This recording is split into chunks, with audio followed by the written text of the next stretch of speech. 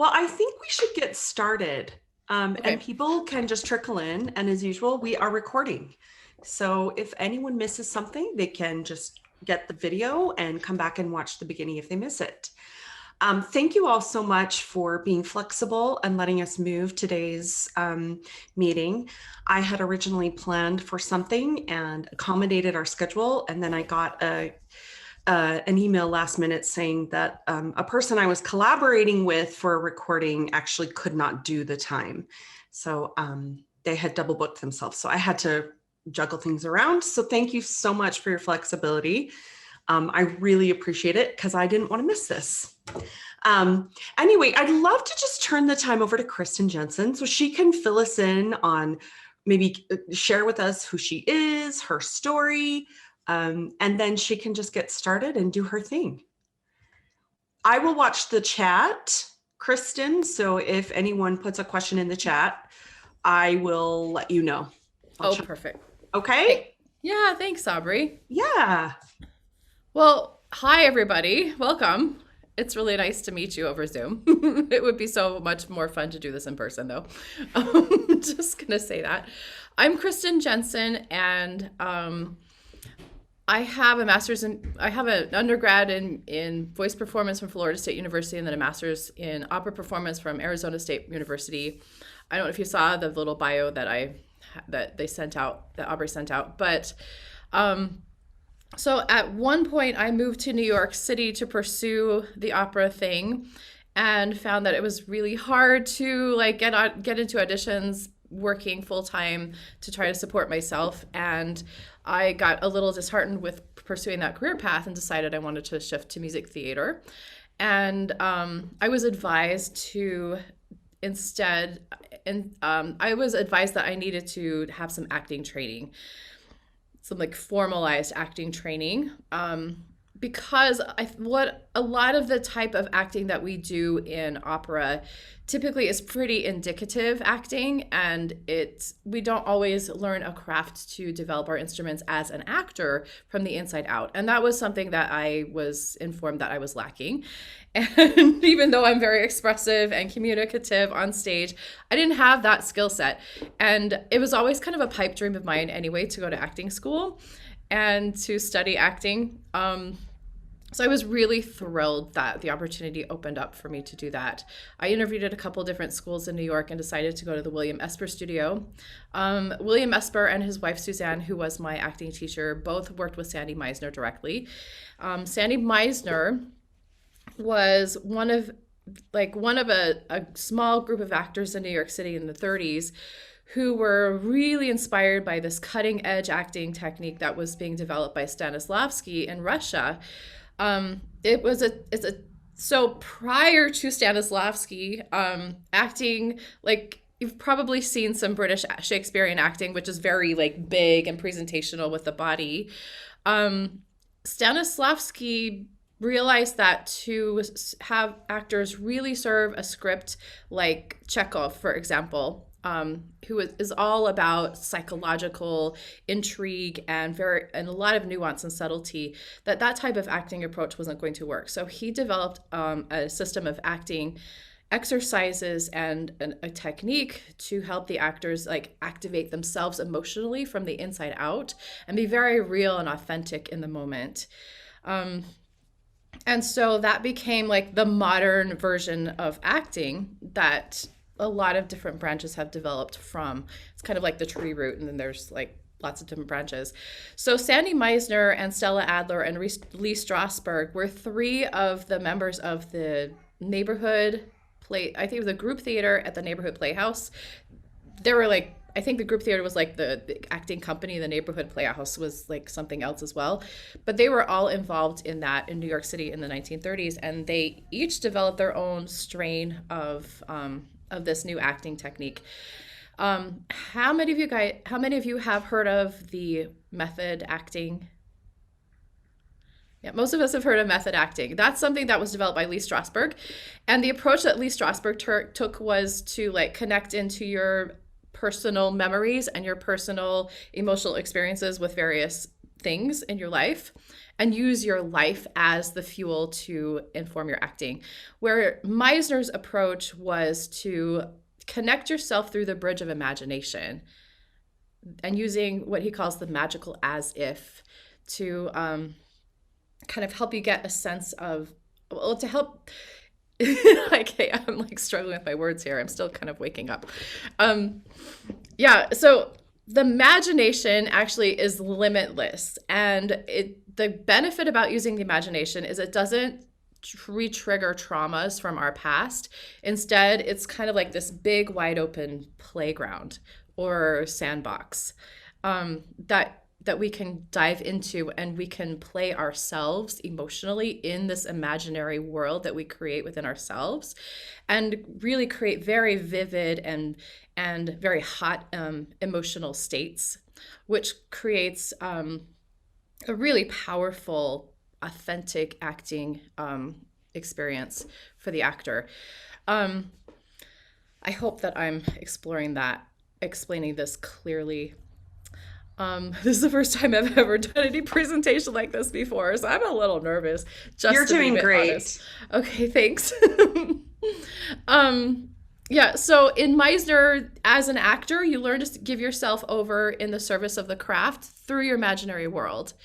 So the first year of studying Meisner, most of these acting techniques are worked through very thoroughly within a 2-year process. And specifically in Meisner, like the first year is all about developing yourself as an acting instrument. So you're taking down your inhibitions, you're taking down the emotional barriers that you have to experiencing various emotions. You're learning that whatever emotional reality there is that humans can be experienced within your own body, and that it's safe to. And you learn how to kind of give yourself a pinch and like tweak yourself and get yourself into various emotional states and allow yourself to flow freely through them. It's kind of like surfing these big waves.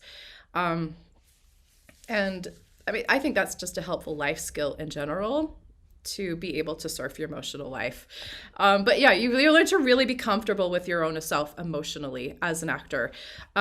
It starts with a series of partner exercises, beginning with the repetition exercise. Has anybody heard of the repetition exercise? No, this is really new. We're going to do that. I'm going to model the repetition exercise, and then I'll have a couple of you kind of do the repetition exercise. I thought that would be kind of a fun thing to begin with as we get into the application portion of doing Meisner. The repetition exercise really helps you to open up and be very responsive to your partner in the moment. Instead of planning out what you're going to do, you learn to just really take in what's going on in the person within you and honestly respond to them.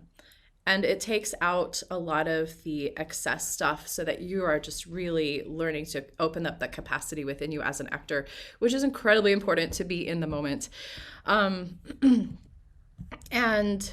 so another thing you do is in the first year is you learn to use your imagination to stoke your emotional self in preparation for entering a scene or a song.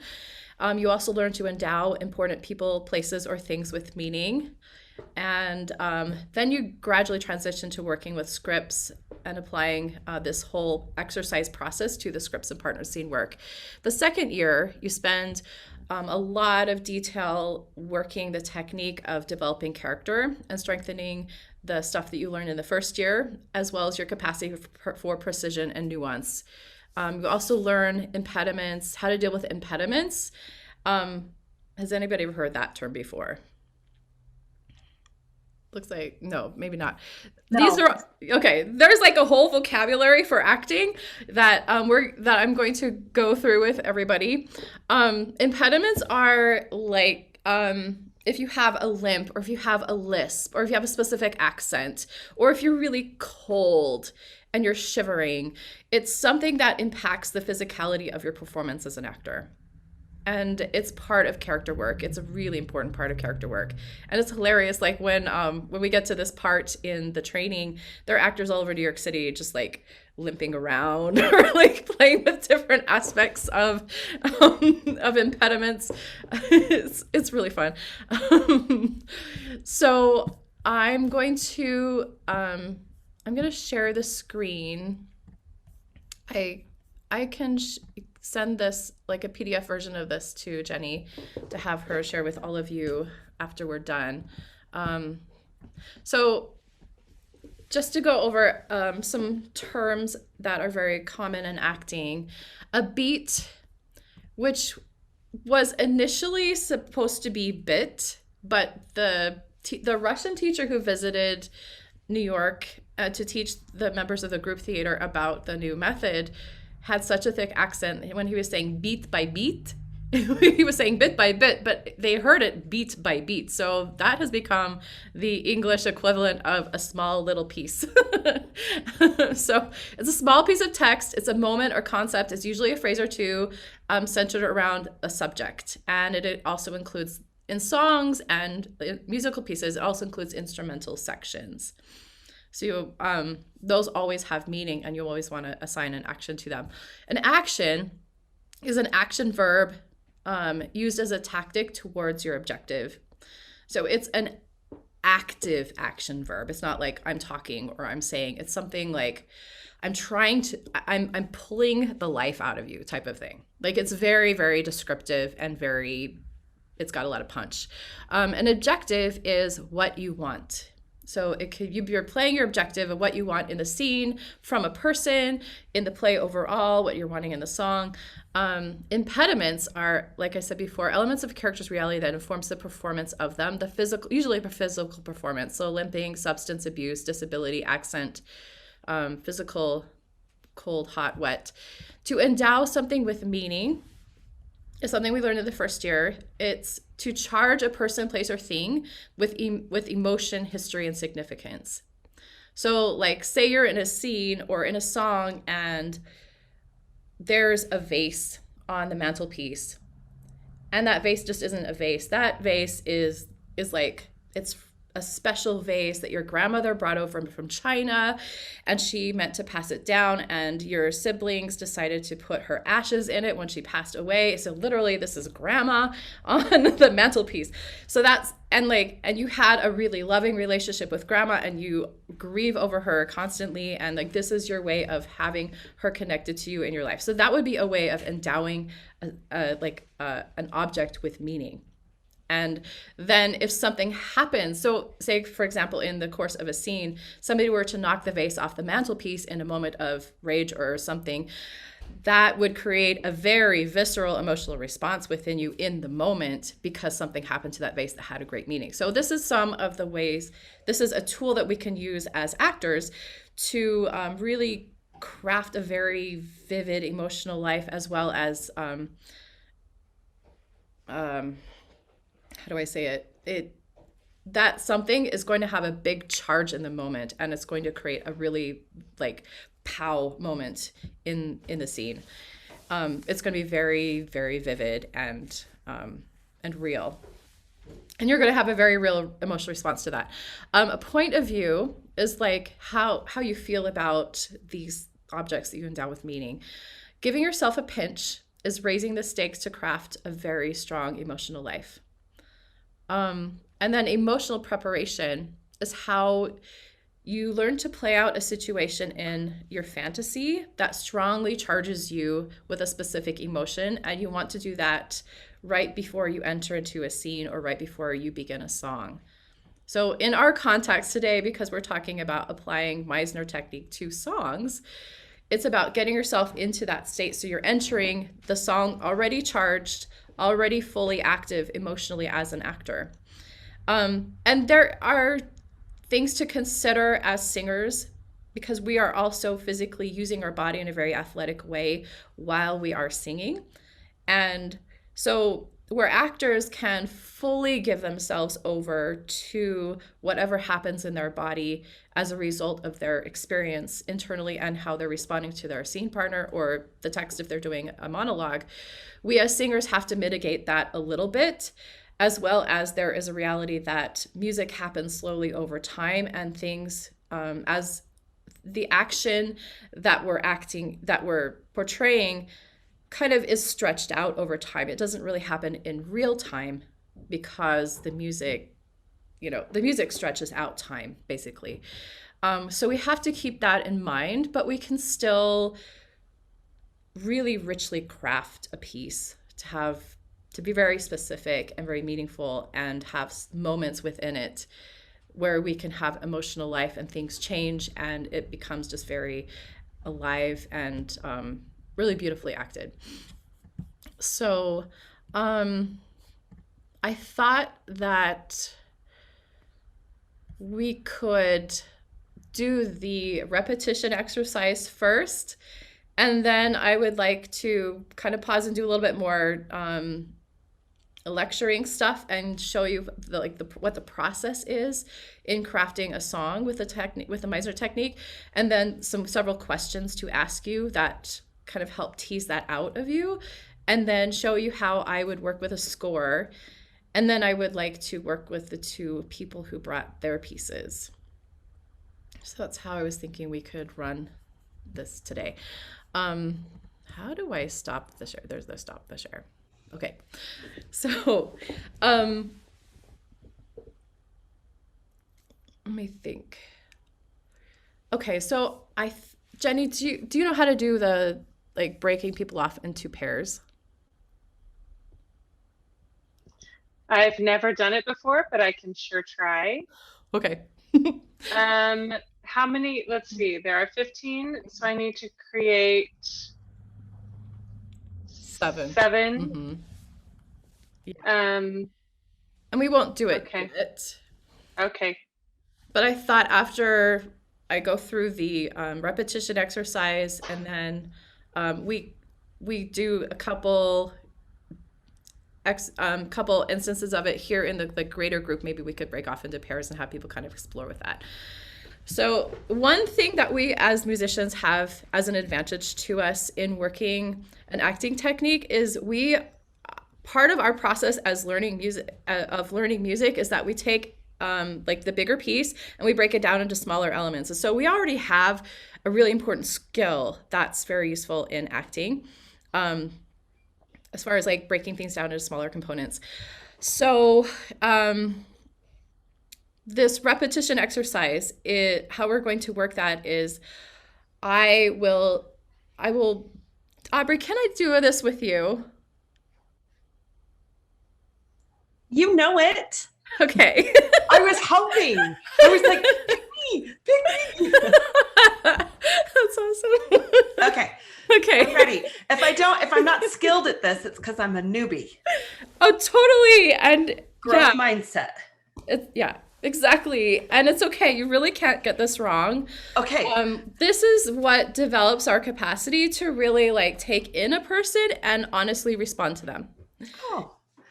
So we are going to throw away any idea of having a script at this moment. And we're going to use the first thing that I say to you as the script. Okay. Okay. And then what I would like you to do, so the process goes, I make an observation about you and you respond to me with those same words. Of course, if I say you refer to yourself as I. That's the one thing that you would change. But okay. Yeah. So if I were to say, Aubrey, your hair is green, you would say, my hair is green. You would say, my hair is green. I say, your hair is green. So we just use this first text as just bouncing back and forth like a tennis ball. And then we see what arises within us, the way that we hear the way that we hear our partners say it to us. We're going to respond to them with the emotion of it, but with the same words. So the emotion and the nuances in the nonverbal aspect of our communication is going to shift and change over time. And if we were to do this in the course of training, eventually there would be you would shift the dialogue and things would change naturally from there. It kind of builds. And then, then it builds into this big old improvisational exercise where you're preparing yourself emotionally, you're entering into a room, your scene partner's already in the room preparing doing something, and everybody's super highly charged, and then you're just like bouncing off of each other, and it's really fun. It can be very exciting. But this is where it all begins in the repetition exercise. So it's important to kind of take a moment and let yourself take in your partner and just get really grounded and present with them.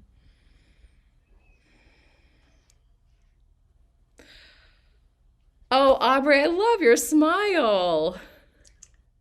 I love my smile. You love your smile? I love my smile. You love your smile. I do. I love my smile.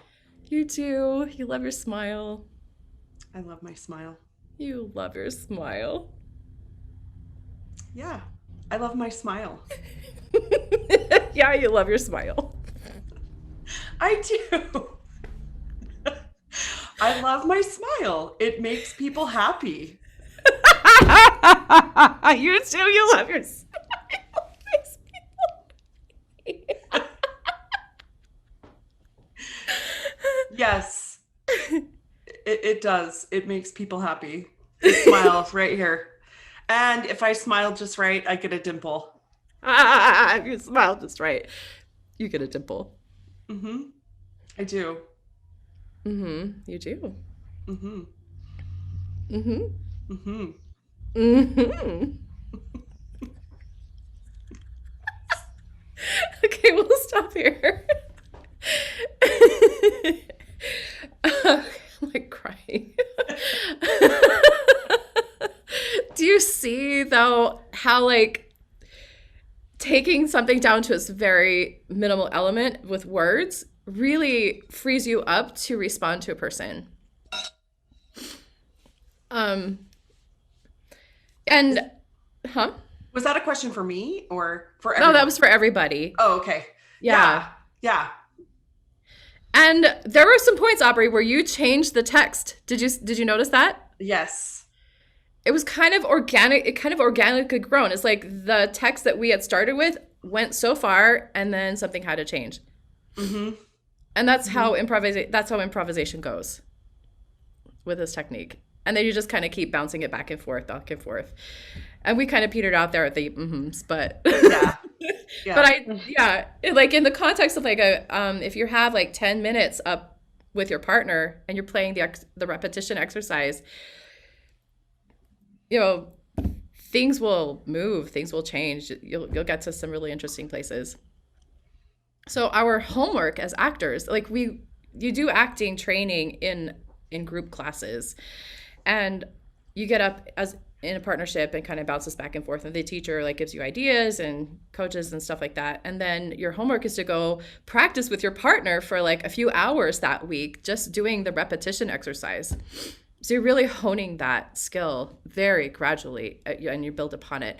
So I'm curious what observations other people had who've been watching.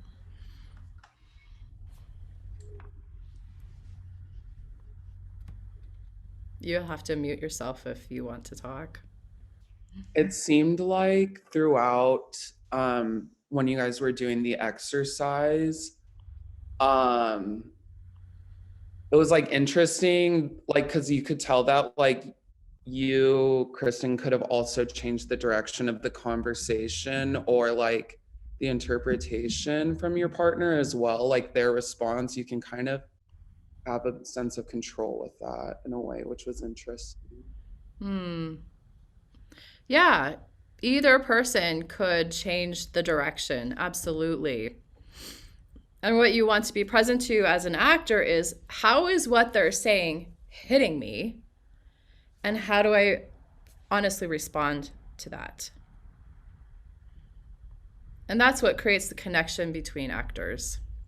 And that's what creates performances that are just super hot and unpredictable, and you never will know exactly where they're going to go, even though the text stays the same, because of that element of connection and response. Yeah. Did you notice what happened within Aubrey emotionally as well as myself emotionally?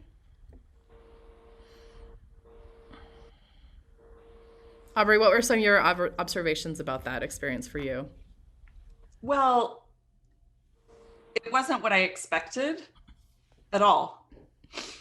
And so, like, I had a moment of like, why is she laughing? And then I was like, it is weird if someone says they like their smile. Like, we're not used to that. But I just kept thinking of like, everyone I know loves my smile. That's probably the compliment I get the most, is that my smile is. So I think if it hadn't been something that was complimented a lot, I think I would have had dragons coming out at you when you were laughing. Oh, wow.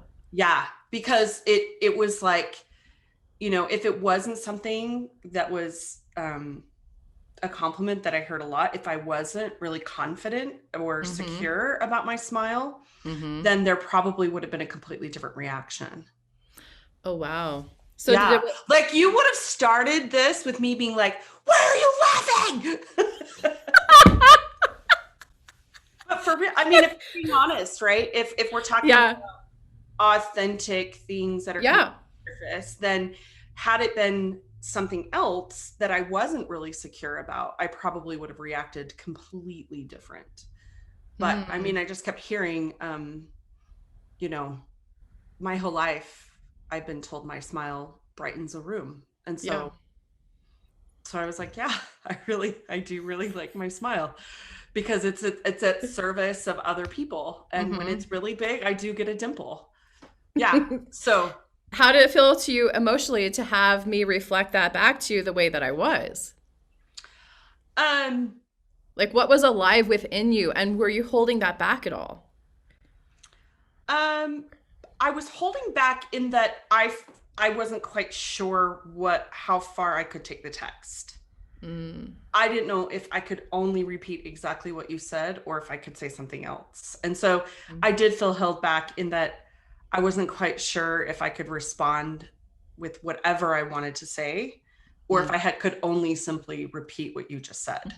So in that way, I felt held back a little bit. But that could have just been me not paying attention to the rules. So this is really interesting, right? Like, you wanted to change the text, and in a classroom setting, the teacher would probably say, no, keep the text intact longer and see what honest emotional responses come within you. And instead of fighting it and want to like push it away into something else, into another avenue, like really be alive with that and be present with that happening within you and respond from that place. And this is part of how we break down the barriers of what we're actually experiencing.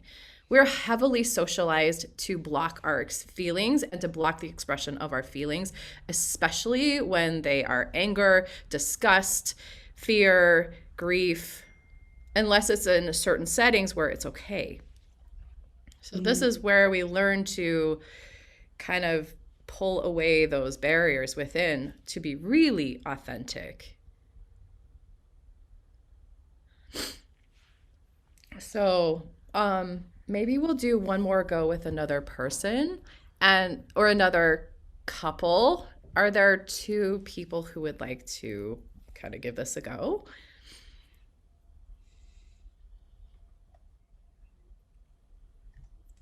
It's really fun.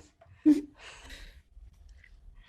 it won't be with me. It'll be between the two of you. I will volunteer for time's sake. Thank you. Do you go by Alex or Alexander? Alex is fine. Cool. Hey, Alex. Who'd like to volley with Alex? I will do it with Alex, even though I'm scared. Awesome. Let that be alive in you, Sarah. Yeah. Thank you for the reminder. Yeah. Like, this is the thing. All of our emotions and all of our inner experiences are completely valid and wanted and important. And so they have freedom. This is the sandbox. This is a safe container in which we can fully explore the depth of our humanity and the reality of our inner experience. So, Alex and Sarah, go ahead and unmute yourself, and let's have Alex, you go first.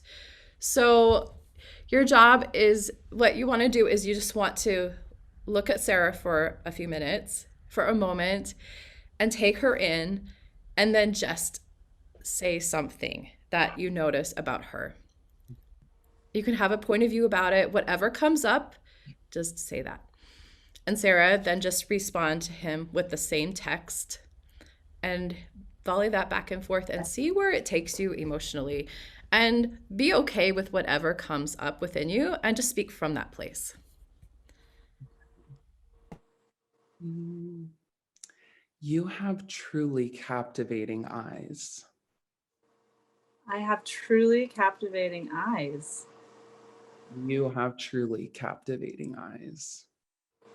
I have truly captivating eyes. You have truly captivating eyes. I have truly captivating eyes. You have truly captivating eyes. I have truly captivating eyes. You have truly captivating eyes. I have truly captivating eyes. Yes, you have truly captivating eyes. I have truly captivating eyes. You have truly captivating eyes. People love them. Oh, people love my captivating eyes. People love your captivating eyes. People love my captivating eyes. People love your captivating eyes. People love my captivating eyes. People love your captivating eyes and your delicious smile. Ooh, people love my captivating eyes and my delicious smile. People love your captivating eyes and delicious smile. People love my captivating eyes and delicious smile. People love your captivating eyes and delicious smile and your detailed earrings. Ooh. People love my captivating eyes, my delicious smile, and my detailed earrings. Okay, I'm going to stop you there. So, Sarah, I'm curious, what is happening within you hearing over and over that you have captivating eyes? Like memories? No, emotional response. No, I'm saying there's memories that have come to my brain. Emotionally, well, my fear went away. So it was like, oh, it's nice to be told that 17 times. Yeah, so just a feeling of like when you laugh and you release energy, so then your body just kind of feels zen. I guess I could say that word. And then, I kept, thinking. So emotionally, yeah, that's what happened. And then I had to keep trying to not think, like, because I was trying. I'm not a rule follower, so I'm like, okay, follow the rule. Oh, that's what I was sensing. So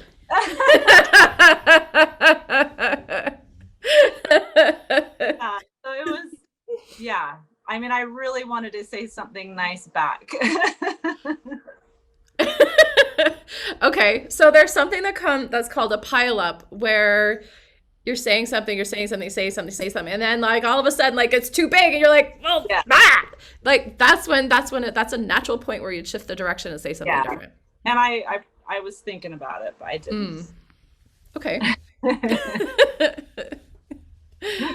Got it.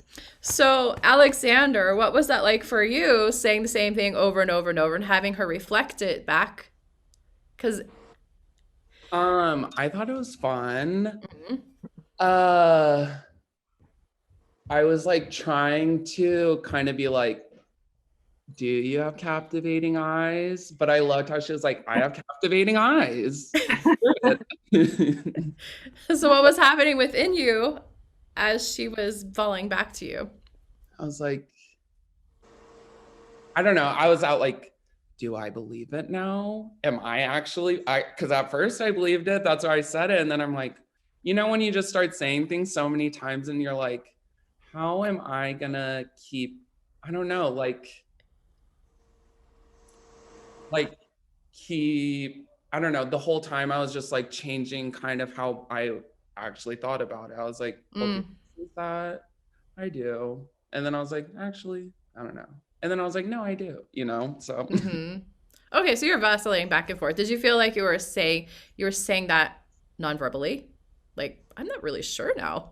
Do you have captivating eyes? I don't know. I hope not to, obviously, because I wasn't trying to intend that, but it was fun. Yeah. Yeah. Did you feel like you had to be nice? No. Okay, good. Well, I mean, in a group setting for the example, I feel like niceness is just a safe. Okay, forget safe. You want to go with real. So, like, if you were starting to get annoyed at her, like, if that was coming up, like, how you'd want to start responding is like, you have captivating eyes. Yeah. So, like, it's really coming out.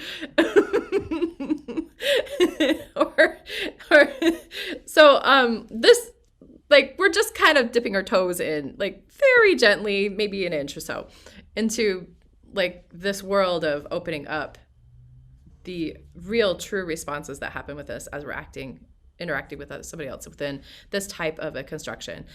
But can you see how, like, doing this over and over would start to, like, tear down the nice veneer that we all put up?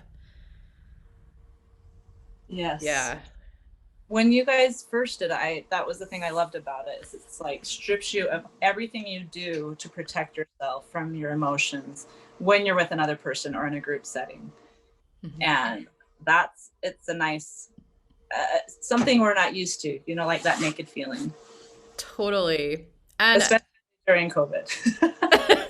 Yeah, especially during COVID. And I would say especially the way that a lot of us were trained as singers. There's a lot of, especially if you're working with like old school teachers who are kind of harsh. I think a lot of singers learn to have a big barrier emotionally. Instead of being really fully there presently. I mean, like, you think about things like juries and auditions. You're putting yourself in the line of fire. Your nervous system's on high alert and you're dealing with fight or flight response. Like, whenever you're performing or auditioning or jurying, we are constantly putting ourselves into these situations where our bodies are interpreting them as somewhat dangerous. So tools like this, and the process that I will be working us through today are really helpful in occupying the rest of your brain so that you don't go as much into what are they thinking of me, how am I sounding kind of thing, but you're really fully occupied and involved in what you're doing and how you're expressing. So these type of tools can be very helpful in those settings as well, dealing with like nervous anxiety that a lot of us have. And that's the reason why I didn't really go very far in my operatic career, is because I have a lot of anxiety and I would just get super terrified in auditions and I wouldn't do my best. But having these tools has allowed me to be a much more involved and engaged performer and singer. And I could be much more present in what I'm doing. Okay, so thank you, Alex and Sarah. And thank you, Aubrey. That was kind of fun. I'm going to do a screen share again and just take us through some more of the process. So, when you're starting working with a song, you want to identify who you are. So I think Sarah and Alex, you both brought songs that are not from shows, but they're independent songs. In that case, if you're working with independent songs that don't have a greater context already built in, then you want to do a lot of fantasy work around this and kind of imagine and make up a story. So like the Earl Carnegie, who is this dad? Who is the narrator? Who is the Earl Carnegie? Who is the child? And you just want to craft backstory for them. For the Goodnight Moon, I guess, Sarah, it would be the narrator, who might be the mother. right? And so who are you? And you always want to be in relationship to the character as if it is yourself. So the as if is a bridge, right? It's as if it was you. So if I were doing like Christine in Phantom of the Opera, I am Christine. I'm in love with Raoul, but I have this really weird relationship with Phantom, and I'm grieving my father, and I'm really thrilled to be singing on this big stage, but it's really bloody weird, and like this whole circumstance is really weird. So that's kind of how you would be relating to your character. Identify the circumstances of your song, the scene, the monologue, the play. So like what is going on? To do this is really helpful to get a hold of a copy of the play and just watch it, or of the opera, or whatever it is. If it's like a greater piece, you want to like really be very familiar with the whole entire work. And then view it from the perspective of you as the character, and glean as much information as you can. You want to identify other characters, what your relationship is to them, what they mean to you, your perspective or point of view about them, and what you want from them. So each character is going to have an emotional charge based on all of these aspects of your relationship to them. You want to identify the emotional state you are in upon entering the song or the scene. So like even if you're doing a character through an entire show, you're going to have an emotional arc, but you prepare for the scene onto which you're entering the stage. So you're coming in very activated as an actor. Then you want to do the emotional preparation as if it were extremely personal. And we'll kind of talk a little bit about emotional preparation. You want to identify and endow meanings that are mentioned or implied in the text and environment. So if you're like, say, in staging rehearsals, and you've got set pieces around you, if there's something that you interact with that seems like it might have some kind of meaning, or you could craft some meaning with that could make your scene more interesting, then identify that and like start fantasizing around that and come up with a story that gets you. So the key when you're doing emotional preparation, as well as when you're doing endowing things with meaning, is, are your fantasies awakening an emotional response within you? And if they are, then you know you're going in the right direction. It's all about like, is this connecting with me on the gut, heart, emotional level? And then you can fantasize around that and stoke the fire. And that's how things become super highly charged. So then identify any impediments. So is my character limping? Does my character have a lisp? Do I have an accent? Are there any things within the physicality of my character that's kind of different than how I do life? And then practice those things independently. It's kind of like taking like a tough bit of your piece that's hard vocally and working it as an exercise. This is the same sort of principle here. And then you work that. So like if you have an accent and you're British, like you're Eliza Doolittle, you're practicing your Cockney accent throughout like for several days, just as you pretend. Maybe you can like play to be Eliza or something, but you're practicing the technique in your body and your mouth of the Cockney accent. And then you would plug it back into doing this piece. And then you're going to identify beats. So the concepts or the ideas within the song. Then assign a vital, vibrant action to each beat. And these actions are tactics that you're using to achieve your objective.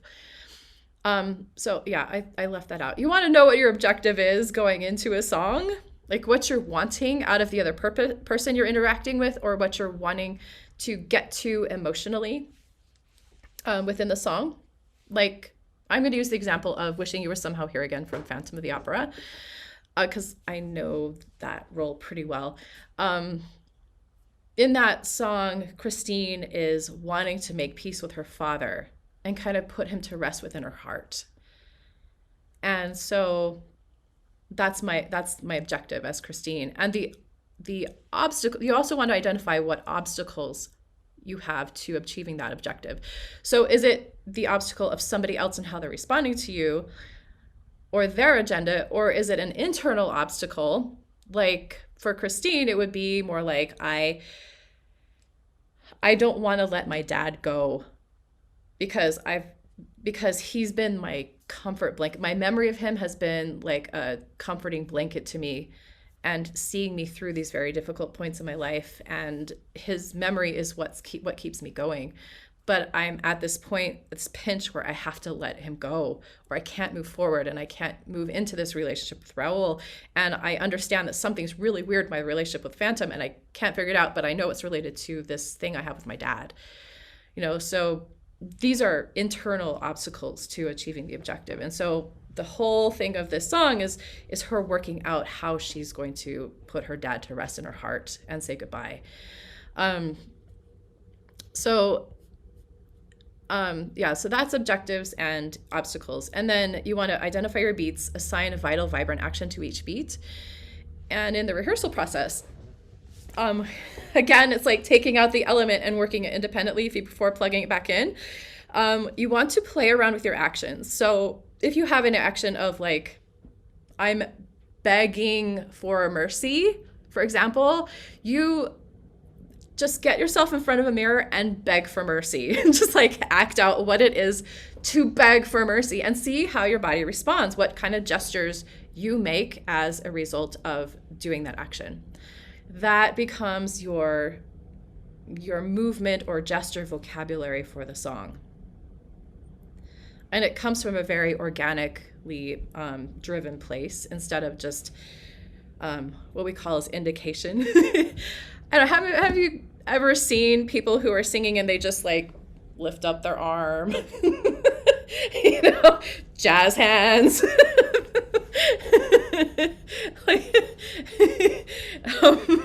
Because we don't really know what to do with our bodies. This is a way to find very organically motivated movements and gestures that really work and that come from an authentic place within. Okay, and then the next part would be to like find some props, set pieces, and costume pieces that help you really create the imaginary environment that you're in, and experiment with how you maybe want to use them in the moment. Like if you're crafting a monologue or a song that you're just presenting on stage with a piano, you could use these to inform your process, but then you'd eventually put them away for the actual performance.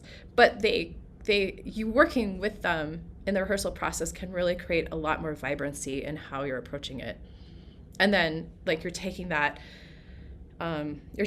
richness with you into performance, even if you're not actually using those elements. So you're thinking of them, and that will read on your face, and then you'll get a lot more specific stuff going on inside of you.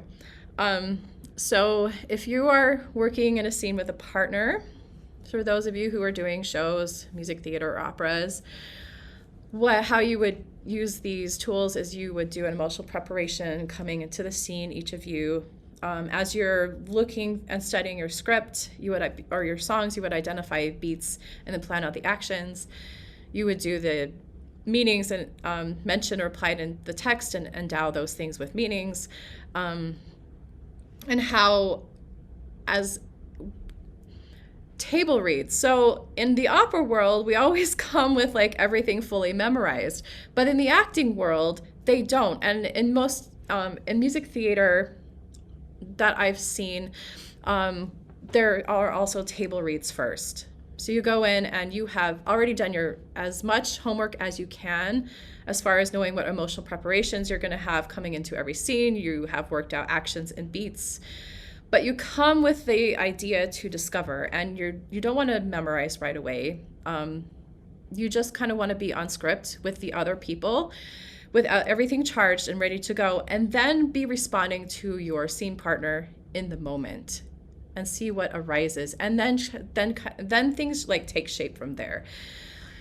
And then when you're comfortable enough with the text, you move the rehearsals to standing, still on the book, to keep working out your actions and responses to each other. Then as you work through this process, then you kind of figure out the blocking, and it organically grows from this place. how you move through the space and interact with the sets and scenes and costumes and partners. Then you continue to rehearse it and allow blocking to naturally evolve. Then when you get to the point of memorizing, you literally memorize it in a very neutral, robotic voice without pre-planning how you're going to deliver lines. And what that does is it really frees you up to deliver lines very actively in the moment with honest responses instead of canned plans. So you don't really plan how you're going to deliver a line, but you get it in your brain with just very monotone, no charge. And then you continue to make discoveries as you rehearse the scene, responding authentically in real time to what your partner throws your way. So there are going to be nuances and discoveries every time. And this is what allows stage actors to be fully present and have slightly different nuances and changes in their performance from night to night. If you think about it, there were singers that kind of did this musically back in the Baroque era. They studied like the what do you call it? The castrati. They would study music theater, and they would study music theory. They would study improvisation. They had so many tools in their toolkit that when they got on stage to do their big cadenzas, every night there would be something different coming out of their mouths because they were so skilled and they could just wing it on the moment and like craft a new thing. And this is kind of like the acting equivalent of that. So are there any questions before we start going into the questions to ask yourself? No? Okay. Is this easy to follow? Does anybody feel overwhelmed? Okay. All right, good. So like I mentioned before, when you start preparing a song, you want to, if it's from a show, you want to find the video recording of the show and watch the whole thing, take notes and about things you notice about your character. Go through these questions and watch the show again if you want to be super, super thorough. So these are the questions to answer and related activities. Who am I? Your age, your physicality, your mental, emotional state, your job, relationship to others. Anything that identifies you as a character. What are the circumstances of the song? Who are you with? What's going on? What time of year is it? Your body, what stage your body in? What's the backstory? Who is the other person involved in the song? What does the other person mean to me? What do I want from them? What's at stake if I don't get that? How can I give myself a pinch? As in, what would raise the stakes even higher? So this is where a lot of the fantasy comes in. So like, I'm Christine in the graveyard. If I don't lay down my dad, I know that like I can't break things off with the phantom and I don't get to move forward with Raoul. And if I wanted to raise the stakes even higher, gosh, I'm trying to think. Maybe I would understand that the phantom would basically suck everything out of me, and I would always be in this weird slave master type of relationship with him, and I would feel like my life was imploding and like I was being sucked out of my body, right? And so as an act of survival, I have to say goodbye to my dad. So that would be a way to raise the stakes. What happened right before the song? How do I feel about it? What emotional state am I in when the song starts? So this is really the key to like emotional preparation. You have to identify what emotion you need to enter in first before you can stoke that within yourself. What experiences would create that emotional state with me? And then spend time fantasizing those experiences and really play out a situation in your mind and let yourself fully give into the emotional reality of that. And again, if you're going in the right direction, if you're feeling something living inside of you, like you're really feeling anger, and then you want to stoke that as much as you can. And this is what my teacher called like really using yourself in the service of the craft.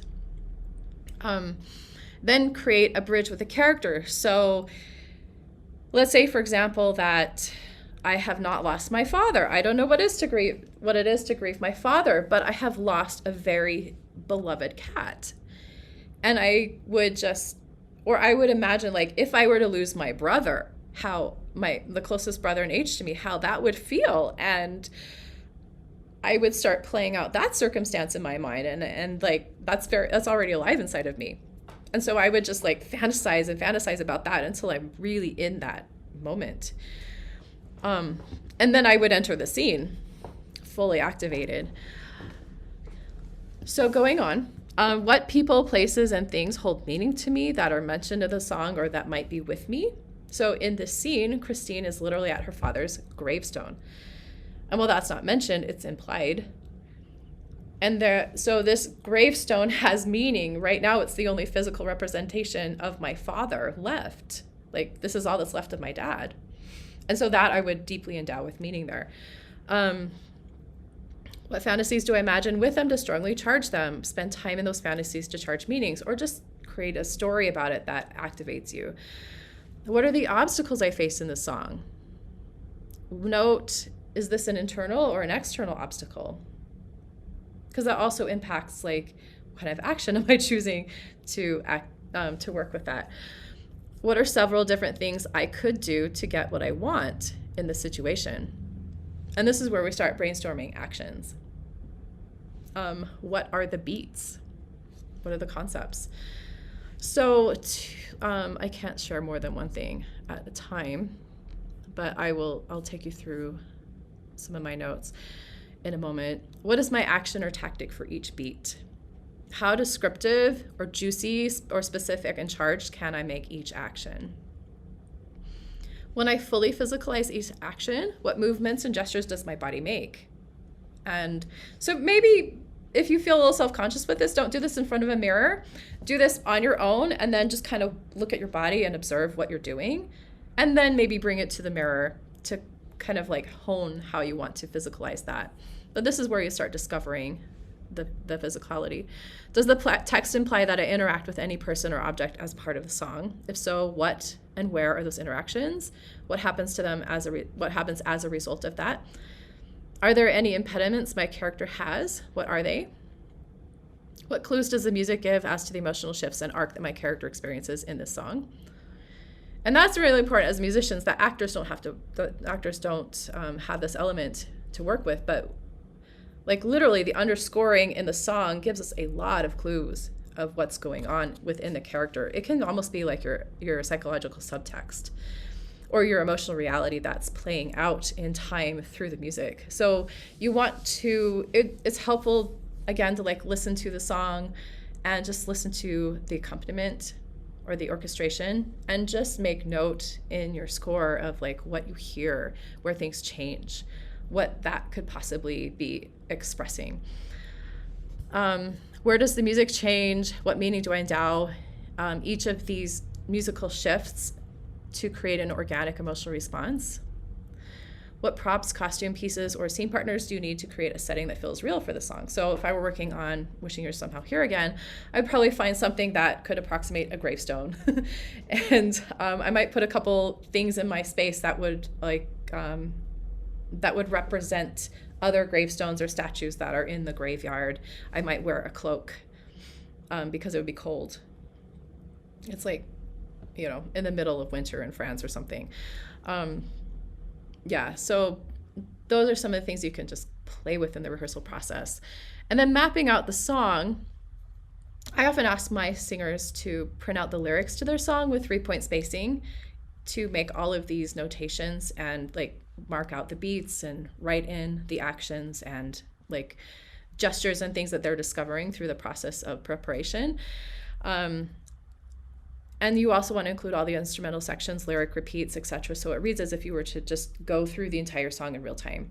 And then make note of emotional preparation, make note of the beats, the actions.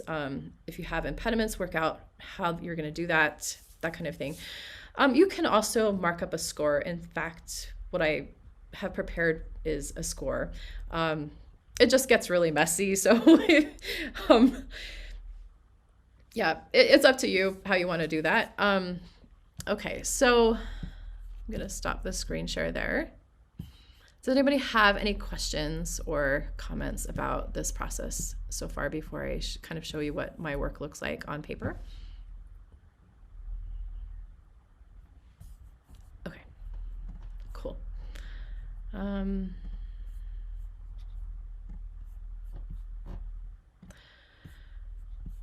So I took some pictures of my of the score here, and I'm just going to go through a couple pages with you. So the emotional preparation is grief. The objective is to make peace with my grief and my deceased father, or to like lay this down, find a way to move forward. The setting is I'm in a graveyard in France at my father's gravestone. And then I'm entering, and I'm in a relationship with my father who's in the ground, and in this scene it's as if I'm sitting at his feet again. So that's where I'm beginning the scene. I labeled each beat with a theme, and this is another thing that is helpful to do, is to kind of identify the beat but label it as to the theme of the beat or the subject of the beat. So this is who you were to me, and it takes almost the entire page. I have little brackets here where I note the scene, where I note the beats.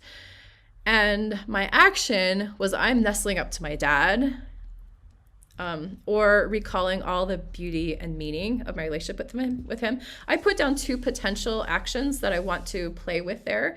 And then as I rehearse this, I would narrow down which one I want to use, or something else might come up. So it's helpful to kind of put down some options and just play with them and see what organically you want to settle with.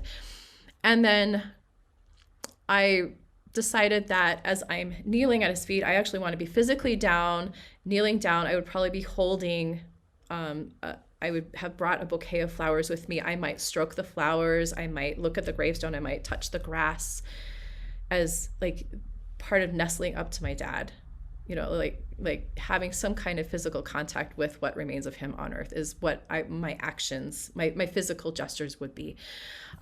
This next beat, then my world was shattered. That's a shift in focus, because then it's like I'm in this world of who he was to me, and then things changed. And my theme for this beat is it all fell apart. And what I'm doing as an action is I'm surrendering to the awful reality that he's gone. And so I might look up, and I would have to kind of play this out in real time. I didn't get so far as to like work out my action, my physical gestures here, but I wanted to kind of show you the process of marking up a score and then working through it. So are you going to move? No. Okay, I can't move to the next photo for some reason. That's really weird. Huh. Okay. Well, you get the idea. Do you want to see more? Is this helpful? Okay. You might have shared that picture specifically, so try sharing your full, like your desktop or something. Oh. Or unshare and then reshare. Okay, that's a good idea. Let me get back into photos and go to the next one. I could probably do that.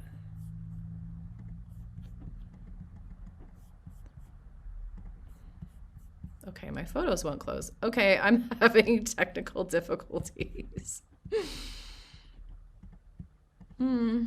Well, that's awesome. I'm really sorry. I can't, like, it got kind of stuck there. And I'd have to find my phantom score to like move through it. You know, I'm gonna pull up my phantom score. This won't have my markings in them, but I can share this and kind of talk this through with you.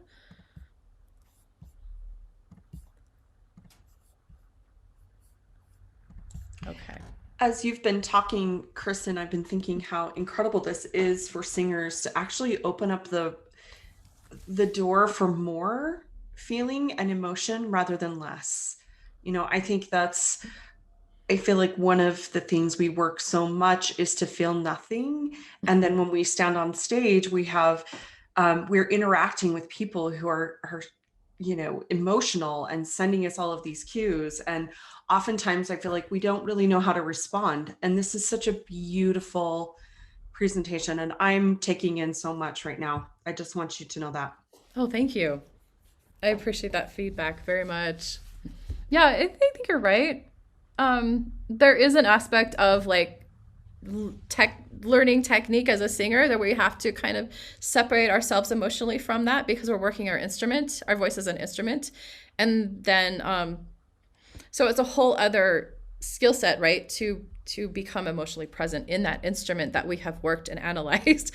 And we might have extra barriers within us to connecting that way because we have become so used to analyzing and correcting and, adjusting and amending what we're doing physically with our bodies as we sing. And so this is a way to bypass kind of the blocks that we might be putting up to keep us safe emotionally as we're working this very personal part of our bodies. So the next beat would be, I would say, would be from wishing you were somehow here again, wishing you were somehow near. That, and here, let me go get my sheet that I made the markings on. I actually didn't bring it to my computer, but let me grab that one really second.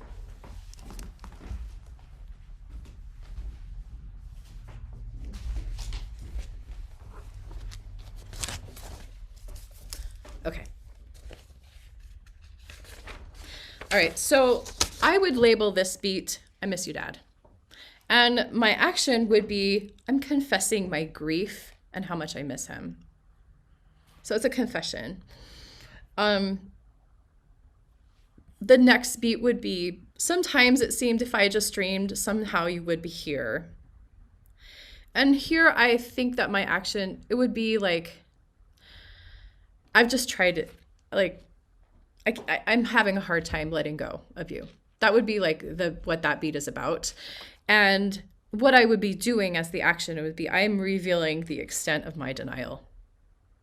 I'm really revealing to you how much this has hurt me.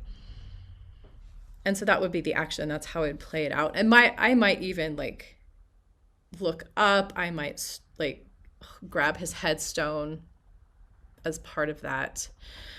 The next beat would be wishing I could hear your voice again.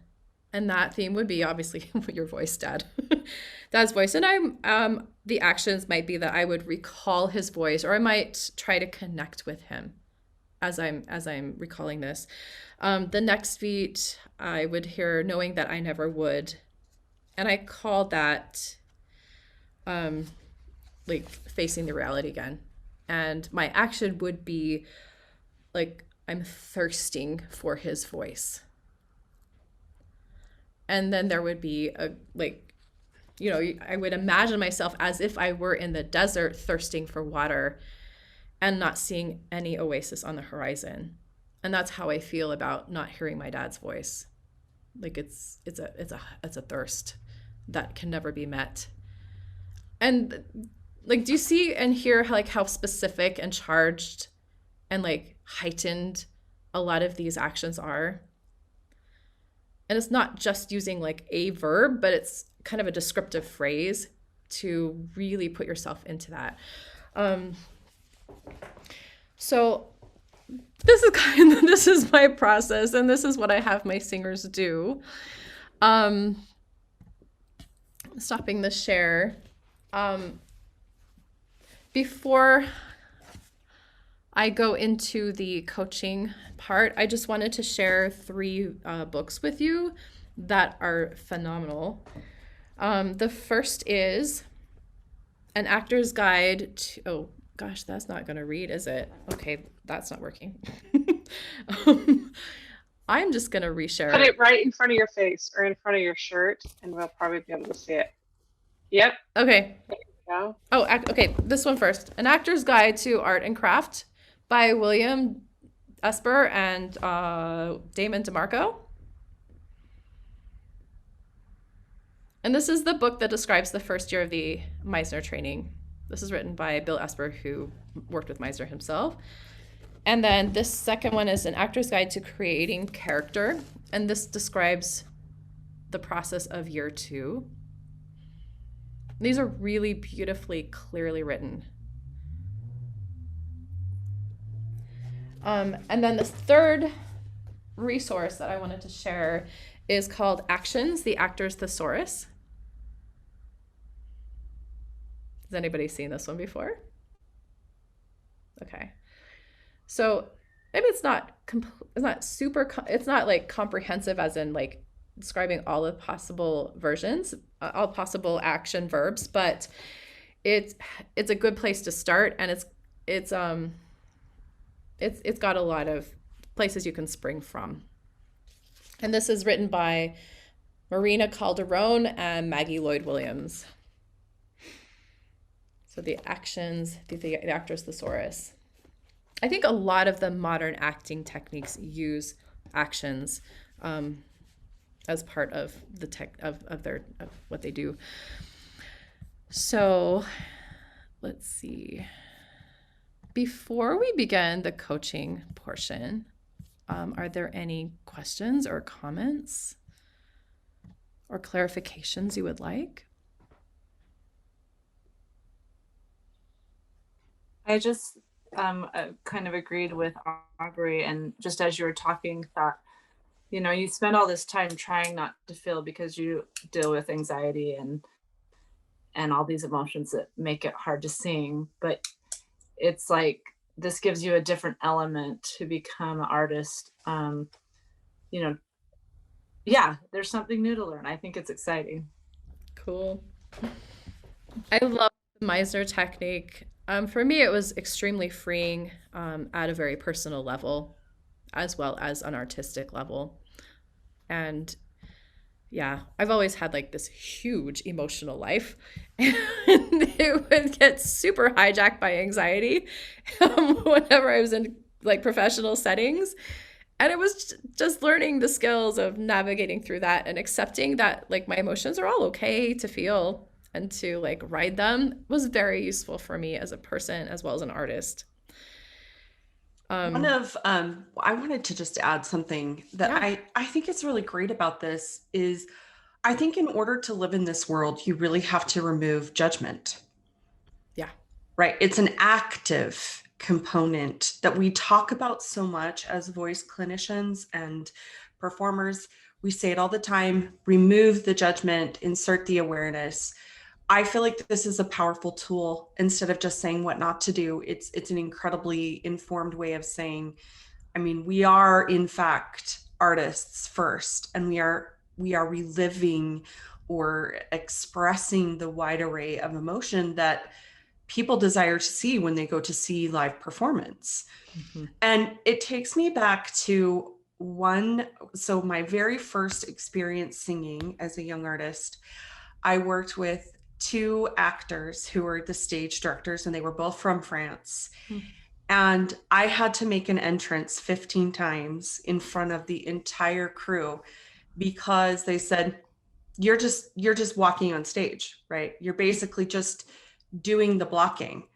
But they're like, we need to see that you have a purpose, that even in walking on stage, and I'm just being reminded of that memory of how much that changed the way I perform, that so many of us are okay with just doing the right things and being in the right place on stage. And that oftentimes the really great singers were incredible actors as well. I'm having that kind of like moment, right? Yeah. Yeah. Anyway, this is fabulous. Agreed. And if we were like a classroom setting, we would do an exercise where I would have you go outside the door and fantasize and get into that emotional state and enter the room with your objective in that state. Yeah, it just makes everything so alive and exciting and thrilling. Like living through it as an actor, as well as like watching it from behind, because you're like really in the moment and you're really charged. Cool. So I'm glad that this feels like a help. Like these are helpful tools. And again, like it takes a couple of years in like really structured learning process to really get these skills down very finely tuned. And then actors continue to work on things years and years and years. And so like, just like singing, like it's always a work, and it's always something that you're continuing to hone and craft and improve your skills. Okay, so let's start with Sarah. And I think we'll take maybe 15 to 20 minutes a person before we wrap up. Yeah? Okay. All right, I'm gonna sing my song. Oh, shoot, you froze.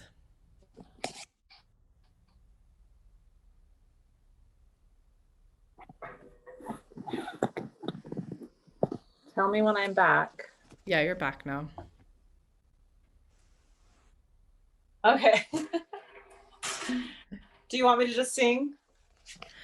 I would like you to give us, so kind of like within the structure of some of the things we've reviewed, tell us about a little bit about your character, what your objective is, what your emotional state is as you're entering the world of your song. Do you see any obstacles in there? Okay, so as I was considering who I am, I thought I'm like Mother Earth. That's kind of just what I thought as I considered who I could be, because I could be lots of people probably. And Goodnight Moon, and just because it's written by Eric Whitacre and a lot of his stuff is like that. It feels very earthy, or just like the universe. It's like universal, I guess. And so I just kind of picture like a mother who cares for each and every person on the earth, and she's just singing a lullaby. And the setting is just kind of like above the earth and aware. And I think one of the, what's the word? The impediments is a tender heart. Oh, okay. That was the only thing I could come up with. I don't have any thoughts on that. So your character may not have any impediments. You may not have any impediments.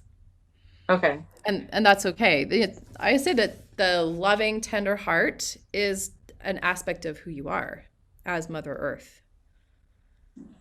Okay. Or this benevolent presence, this benevolent maternal presence, right? You're kind of like wafting the whole like the whole scene with your love.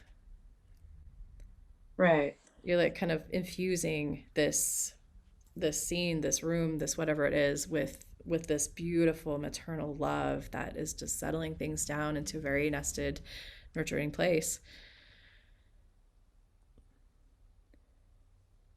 Okay. So maybe that's your objective, to infuse all of the world with your love so everybody can rest and have good dreams. Yeah.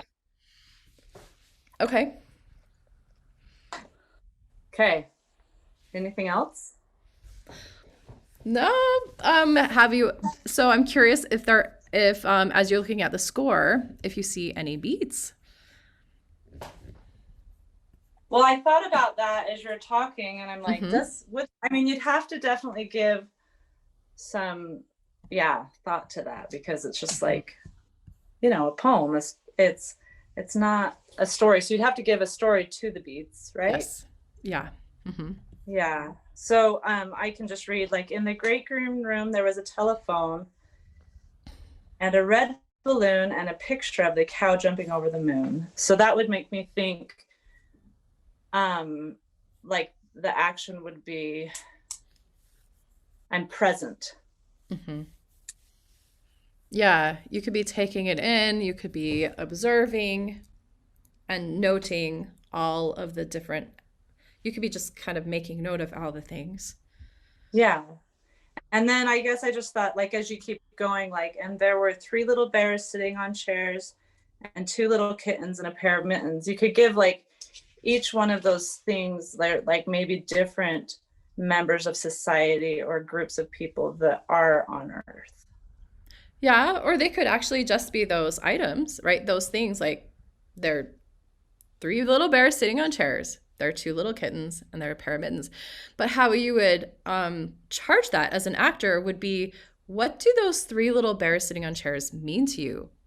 Are they cute? Are they adorable? Like, oh, they're just so sweet. You know, like, what's your perspective? What's your point of view about each of those little things? And maybe that's slightly different for each item that you're describing. Okay. And that would craft some nuance and some meaning and inflection into, like, as you're saying that, how you feel about it comes out. Okay. Yeah. Awesome. Yeah, for sure. And that's pretty much like the first 2 pages is you're making a list and you're just kind of describing all the things that you're observing in this space. So that could literally be like you have different beats because the music changes, but that's kind of like the overall meta beat. All right. Right? The subject matter of this big chunk. But where you get specific is each one has a different feel, different shade, different nuance. Okay. Yeah? Okay. Yeah. Awesome. Okay. All right. Let me hear it. All right.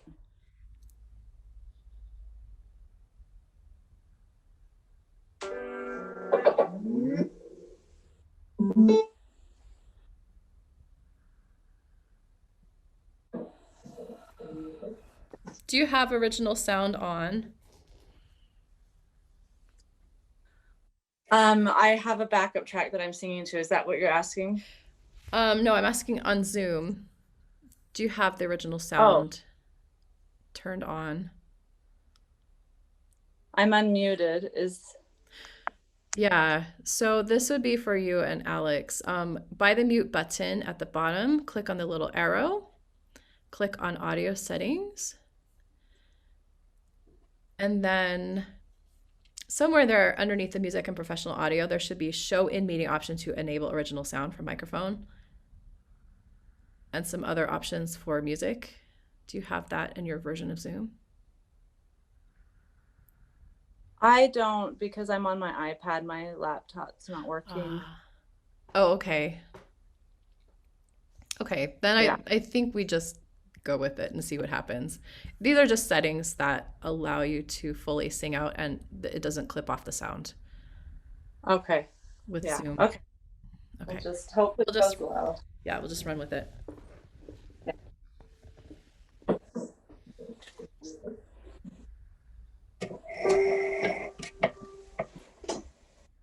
In the great green room, there was a telephone and a red balloon and a picture of a cow jumping over the moon. And there were 3 little bears sitting on chairs and 2 little kittens and a pair of mittens and a little toy house and a young mouse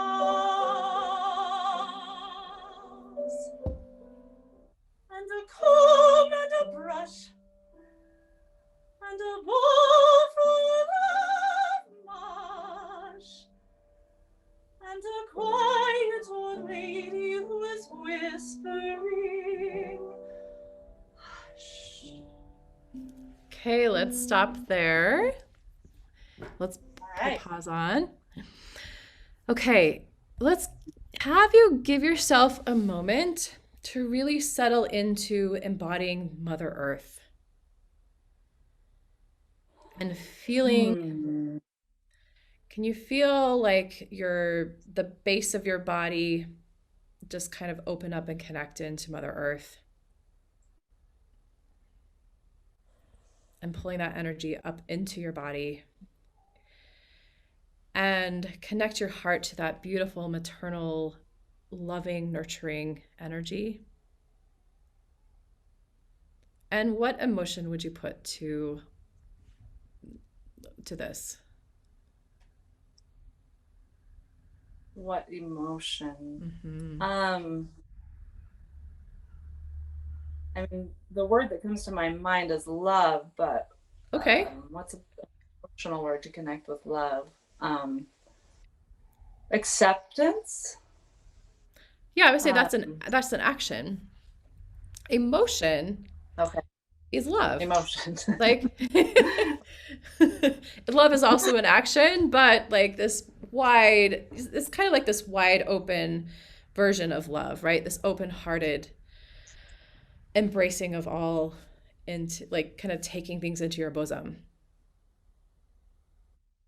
Okay. Yeah, can you feel that emotion?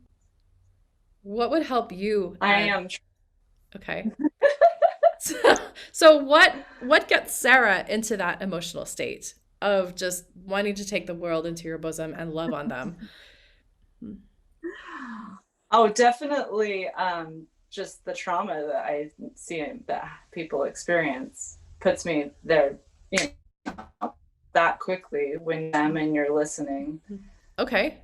So now put yourself into imaginary circumstance where you are counseling with a student that's been through a lot, and you're feeling your heart open and you're crying with them and the empathy is flowing. Are you in that place?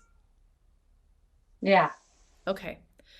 Now, let's start the song from that place and love on each single thing you see. Okay.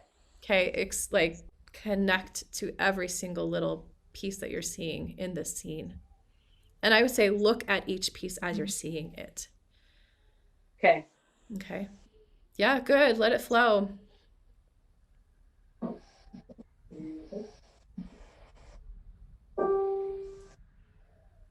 In the great green room, there was a telephone and a red balloon and a picture of a cow jumping over the moon.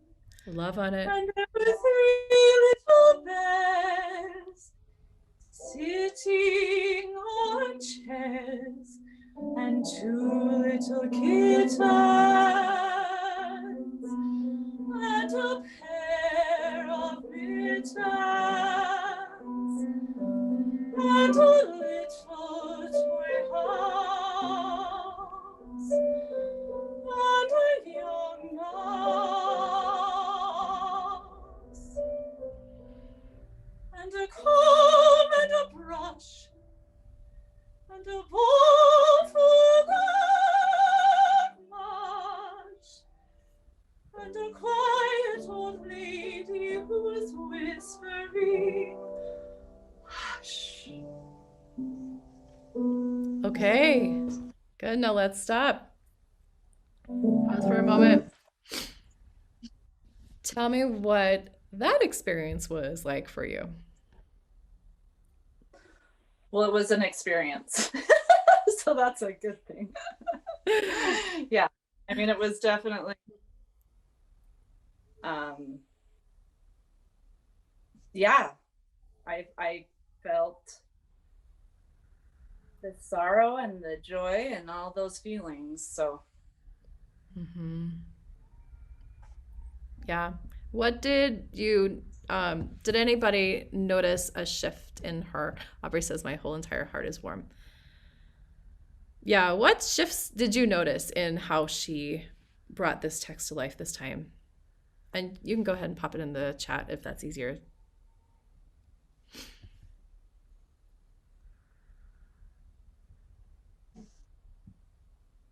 Or you can unmute yourself. I'm just like looking for maybe one comment or two before we go on. It was beautiful. The gestures were completely different. The eye connection was different. It was virtually the same singing, but just so much more connected. It was really beautiful. Cool.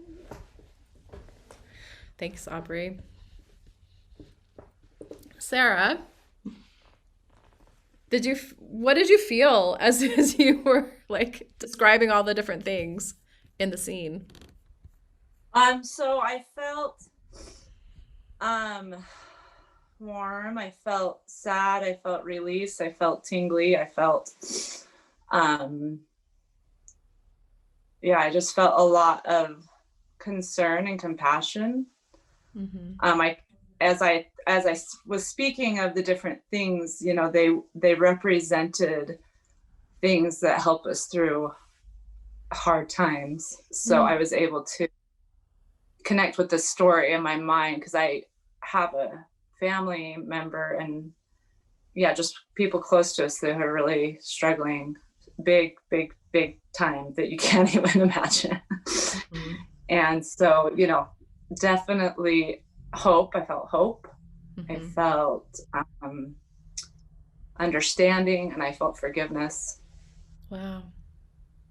That's amazing. It was a much more emotionally charged singing than the first time. Like you are very present with your heart this time is what I tried hard. I was trying. I tried to do just what you told me to do. So. Thank you. Okay. Let's go a little bit further. Okay. Now we have a shift, right? We've got a meta beat change. Good night room, good night moon, good night cow jumping over the moon. So now you're actually bidding each of these good night. You're putting them to rest for the night, right? Like, and I would say each beat is like with each object. You have a beat per object here. And you're putting this one to rest, and then you put this one to rest. And so it's like a succession of a similar activity, but how you would craft like specificness is each of these would have a different meaning to you. Yeah. Right? Okay.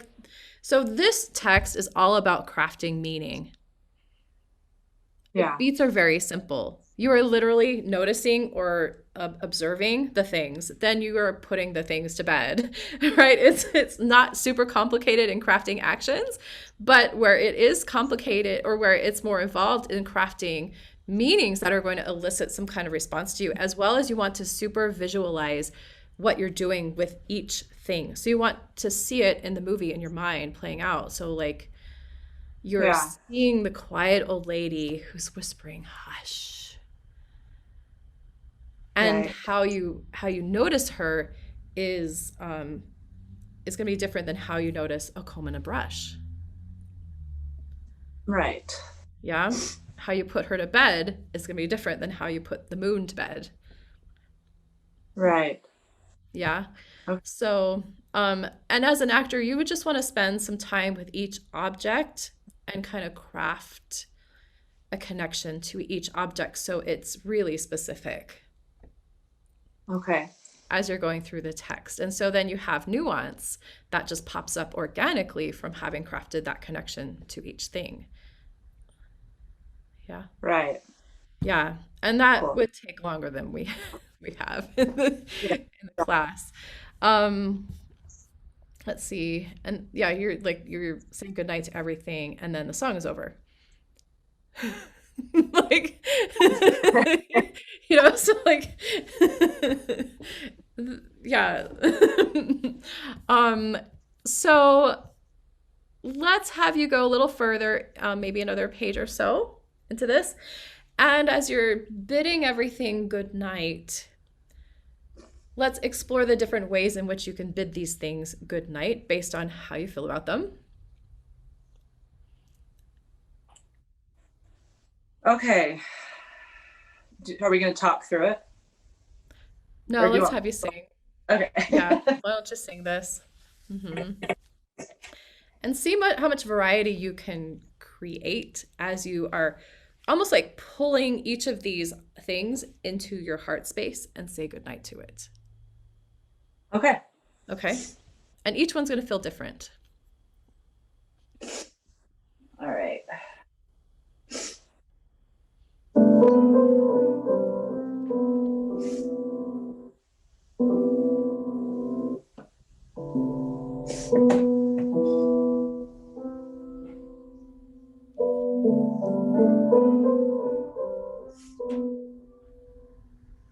Good night,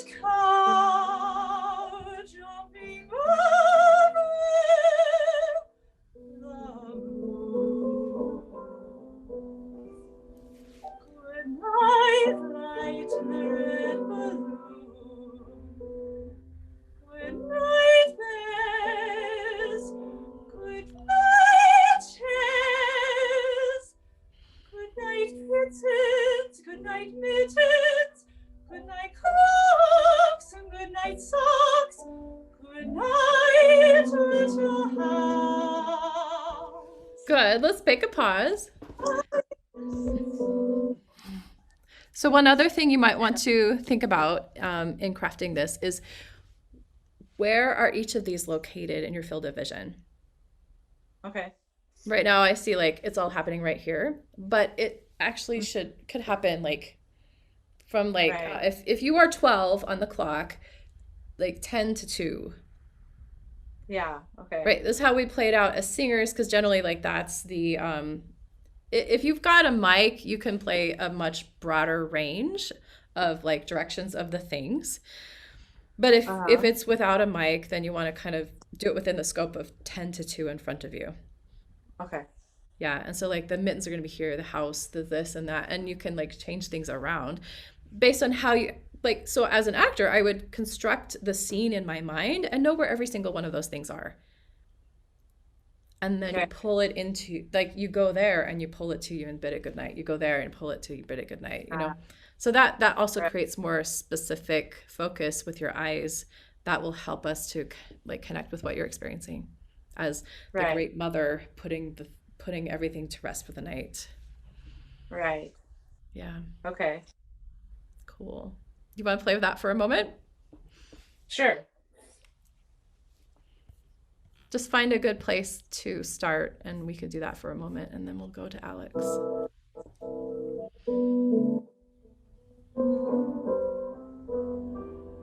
Good night, good night, oh, sorry. It's okay. You know, I'm just gonna do a cappella, so I don't have to waste time finding. Oh, yeah, that's fine.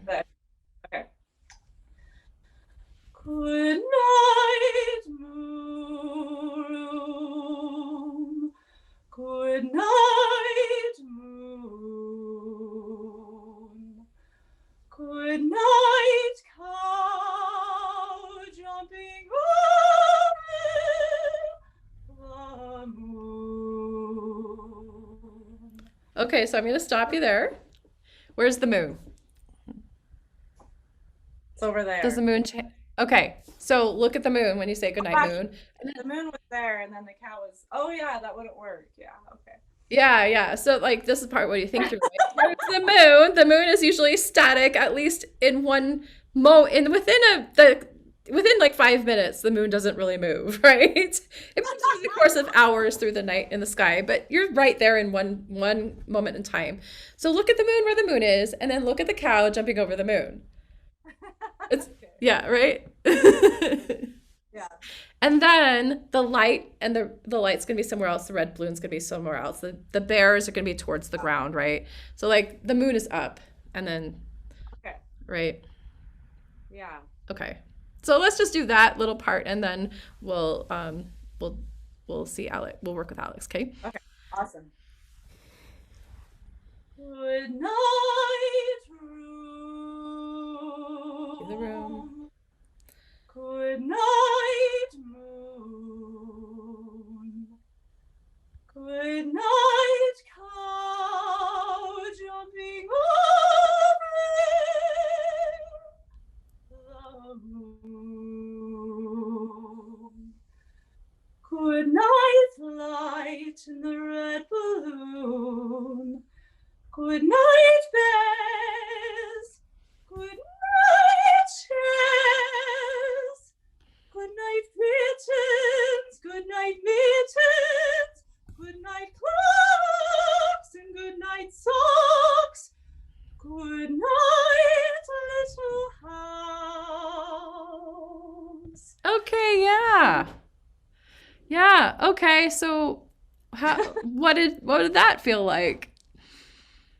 I liked it. I think I'm usually a little bit more careful to not look around too much, and so that was a good practice.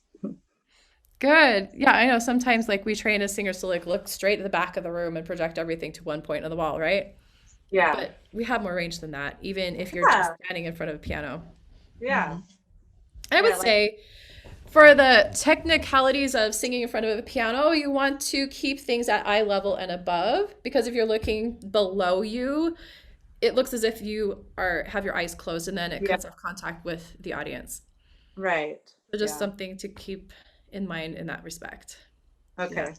Okay, thank you. That was lovely. Yeah, thank you so much. Yeah.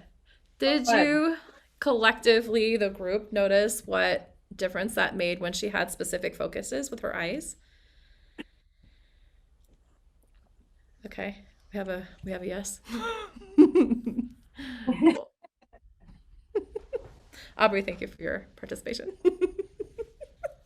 Zoom makes participation really awkward, doesn't it? Like, anyone? Bueller? Anyone? Yeah. I know. We're all nodding, right, guys? Yeah. Yeah, I can't see faces. All I see are names and pictures. Okay, so Alex, you ready? Hello, Alex. Yes. Sorry. Paging Alex. Um, Okay, you're up, dude. All right, so Errol Kearney, talk to me. This is a very involved lead, yes, it is. right? There is a big story going on here, so give us the skinny. So the skinny on this tea is that it pretty much, for those who aren't familiar, there are 3 characters to this piece. There's the Earl King, who is kind of like a ghosty guy. There's a son and a dad. And the son and the dad are on a little horsey ride going through the night. And the Earl King is kind of just like popping in and out, trying to steal the son from the dad. And yeah, that's pretty much the premise of the song. Mm-hmm. Do I spoil the end? Yeah, at the end, the son dies. They get him, Yeah. you guys. Sorry. Yeah. I would say there's also a 4th character who is the narrator, Yeah. right? The observer who's narrating the scene, basically. Cool. Okay, so you're playing the 3 characters and the narrator, Mhm. but from the perspective of the narrator, and then you jump into the 3 characters. Right, so that's a lot of moving parts there. Yeah. Okay. So in preparing this song, I would say you could prepare it from the perspective of these four people. Right? If you were to really do a deep dive into this. So as we've talked and you kind of like heard how the process works, have you been able to identify like what emotional state you want to be in coming into the song? Yes. What's that?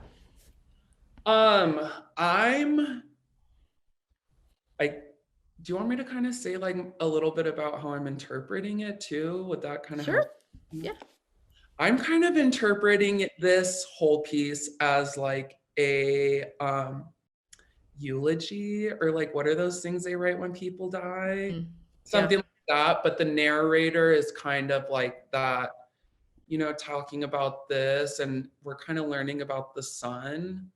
And emotions that I get from this, from the son, I get like a lot of desperation and fear. And then from the dad, kind of a lack of emotion, I guess. Oh, really? Yeah, to me, yeah. the dad, he's like, the dad let the son die. I don't view the Earl King, I view the Earl King as an extension of the son. I look at the Earl King kind of as like an internal person within the son, maybe like depression. And so that is kind of where I think the Earl King reflects the similar emotions of the son, but he has a different objective. Okay, that's a really interesting construct that you've made there. Yeah, I don't hope I get everyone's falling on my. Has anybody ever told you, or anybody ever said, Alex, you're making this kind of complicated?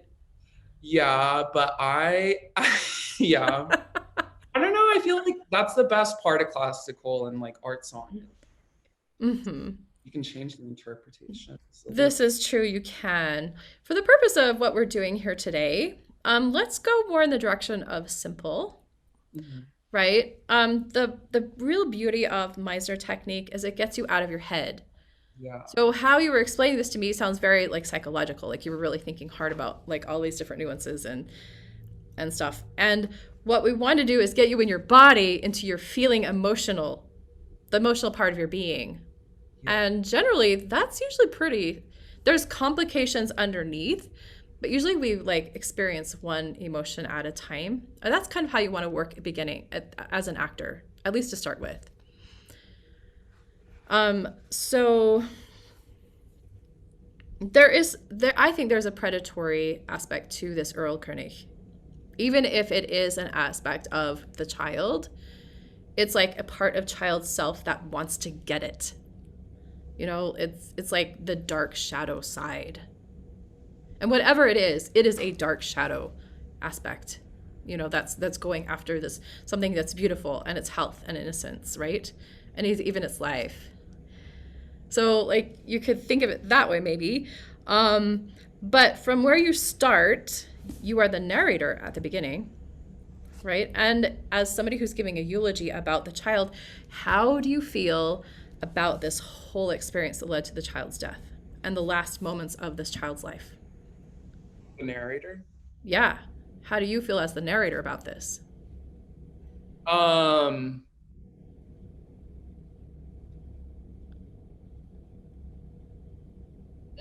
Sad.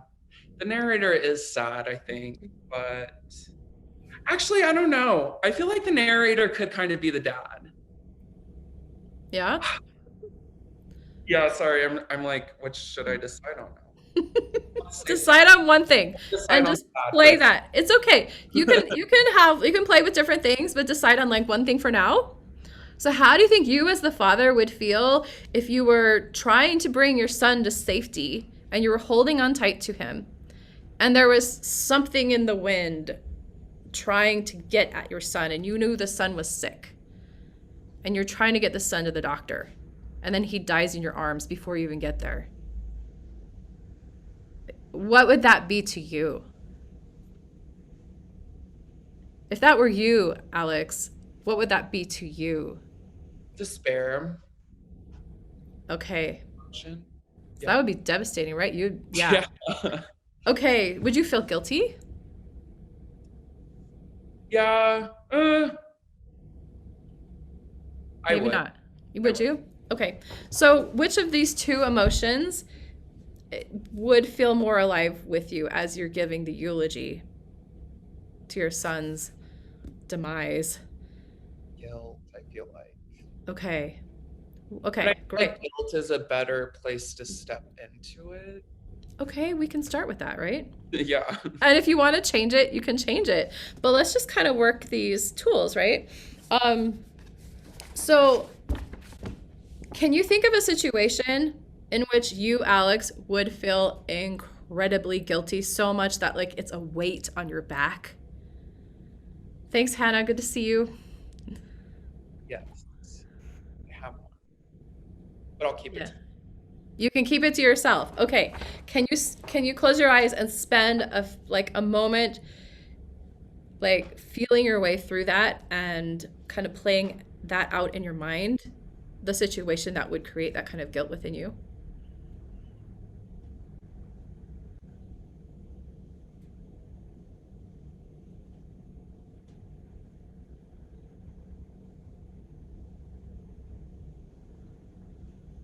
Are you there?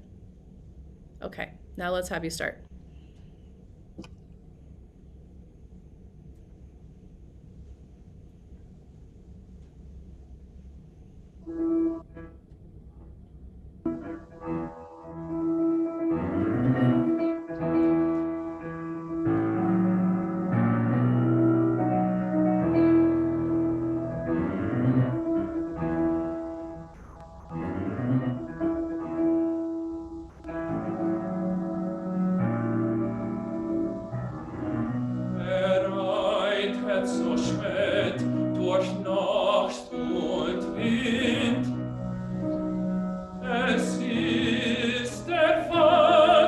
mit seinem Kind, hat den Knaben wohl in dem Arm, fasst ihn sicher, hält ihn warm. Okay, let's pause. Okay, so you've got all this juicy music with no words at the very beginning. What is going on? I was like watching I was watching the dad and the son kind of like, I have stairs behind the camera and I was picturing like a horse running down the stairs kind of. Okay, so you're playing a movie out in your mind. Yeah. Okay, so you've decided for the purposes of this, like this playroom right now that we've created, that you are the dad in a huge state of crushing guilt. Yeah? And you're getting up to the podium. Let's have you get up to the microphone to give the eulogy. And you had trauma with this event. This is triggering your guilt, right? You're remembering all the different parts of this event. So let's have you play the movie over in your mind of you as the dad on the horse with your child in your arms, with this wind shrieking around you. You know, da-da-da-dum, bum, bum, right? That's like Schubert's really brilliant way of creating the wind, the emotion of that. So let's have you do that. And then as the text starts, like, who rides so late through night and wind? It's a father with his child. You are, what's your action right there? I'm about to tell you what that is, but what is your action? After who rides it, he's like holding the sun.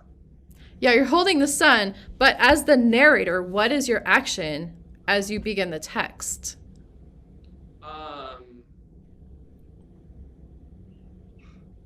It's like painting. I don't know. He's painting the picture and setting up the scene. Okay. Yeah. This is the exposition, right? You are setting up the scene to tell the story of what happened. Maybe this is your confessional of like, this is how I let my kid die, right? Maybe that's your objective, is to like unload your soul, and you're setting up the scene. So let's have you start with that. Okay.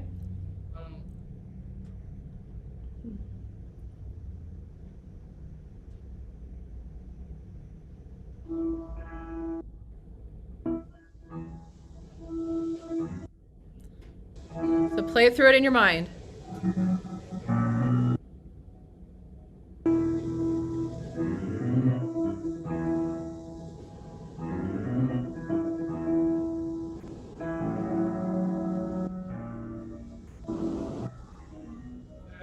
Reitet so spät durch Nacht und Wind. Es ist der Vater mit seinem Kind. Hat den Knaben wohl in dem Arm. Fasst ihn sicher, hält ihn warm. And now you're addressing your son. Mein Sohn, was birgst du so bang dein Gesicht? Siehst Vater, du, den erkenn nicht. Den Ellen kenn ich mit Kran und Schweif. Mein Sohn, es ist ein Lebensstreif. Du liebes Kind, komm, geh mit mir, gar schöner Spiel ich mit dir. Manch bunter Blumen sind an dem Strand, meiner Mutter hat manch Gilden gewandt. Okay, let's pause. Yeah, I kind of want to see what you were doing there. All right, so my impression of the Earl Koenig, the way that you are portraying him, he's like super happy. Yeah. Well, the son's not going to come willing. And I think Yeah. There's a piece of the Erlkönig that's scary to the son, but there is a piece that intrigues the son because gets him in my head. Okay. Yeah. I mean, yes, you are playing out these incentives to be like, no, so it can't be like. Yeah, no, I see what you mean. But the Earl Koenig is a very sinister aspect. Yes. Whatever it is sinister. Right? It has the objective. Oh, yes. So you have a beautiful voice. Agreed, Sarah. You, as the Earl Koenig, have the objective to to steal the child's life from his body. That's a very sinister thing you're trying to do. Yeah. Right? But you can be very charming in gaining his trust. And I would think that maybe there would be a point where you're almost like you're charming him, you're seducing him, not in a sexual way, but you know what I mean. Yeah. Like you're kind of just stroking, you're kind of pulling him into you. You're creating this bond with him so that you can just like knock it out of him. Yeah. So he gives up to you. So I want to see that there's a malevolent purpose on your face. Yes. Even in the charm, even in the things that are going to be appealing to this little boy. Yeah. That's part of how you craft character. Like who are you? Where are you coming from? What do you want here? What are the tactics you're using to get it? So you're really playing for people. I thought that as you were starting out this last time with the guilt thing, I would have your focus up so I could see you work through your process, and maybe not quite so much to the side, but relive the moment as the father in front of us. And like, this is a moment where you are stunned and horrified. And then you start the recounting of the tale. Right? And that's the action. And you have a point of view about it. And what's your point of view about it as the dad about what happened? Guilt. Like he holds responsibility a bit for it. Okay. Yeah, you think you're responsible for this, and it's horrifying to you. Yeah. Right? I let my kid die. Like that's like the parent's worst nightmare. Right? And then you switch into son. And the thing is, if you're playing something meta, like you're the dad recounting the tale, you're going to recount the son from this place of guilt and pain. Okay. I love that. You're not switching gears completely. You're still in the shame and guilt of dad. And we have just 2 minutes. Well, we have like a minute left. Okay. So this is really, really complex. But yeah, you'd kind of want to go through each of the characters and then plot out each bit, thinking of the meta as well. So I think that this is our time now. And thank you again. Thank you. It was really fun working with both you and Sarah. Appreciate it. This has been such a wonderful couple of hours. Thank you to all who are here. I know there were some people that stepped in and out in the midst, but we've been recording, so we'll be able to share this with other members. Kristen, thank you so much for your input and your expertise. We've been so richly fed for the last 2 hours.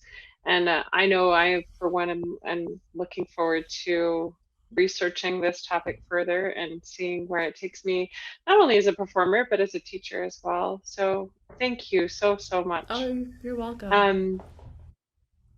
We really are at time, but if there's anyone that has any like last minute quick questions, I'm fine with that. Otherwise, I'll give you a second to think about that. But otherwise, what a lovely way to spend the day. A couple of reminders that firstly, auditions close on March 1st. Registration for auditions close on March 1st. And if you have any questions, contact Seth Keaton or Leah Kennedy. And I'm looking forward to the next time we can all get together. Were there any questions that popped into your mind for Kristen before we sign off? No. I think it was all very specific and wonderful. And Kristen, if you'll send me those notes, I would love to include that in the email with the link to this recording. That would be sure. great. Yeah, I'll put it into a PDF format and send to you. That would be lovely. Okay. All right. Happy Saturday, everybody. Thanks, everybody. Bye. Thank you. Thank you.